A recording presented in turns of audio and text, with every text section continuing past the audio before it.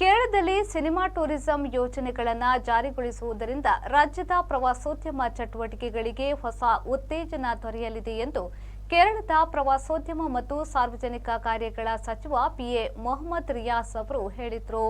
1995ರಲ್ಲಿ ಬಿಡುಗಡೆಯಾದ ಖ್ಯಾತ ಚಿತ್ರ ಬಾಂಬೆಯ ನಿರ್ದೇಶಕ ಮಣಿರತ್ನಂ, ನಾಯಕಿ ಮನೀಷಾ ಕೊಯಿರಾಲಾ ಹಾಗೂ ಛಾಯಾಗ್ರಾಹಕ ರಾಜು ಮೆನನ್ ಅವರೊಂದಿಗೆ ಬೇಕಲ್ ಕೋಟೆ ಭೇಟಿ ನೀಡಿದ ಸಂದರ್ಭದಲ್ಲಿಯೇ ಸಚಿವರು ಈ ಮಾತುಗಳನ್ನು ಹೇಳಿದರು.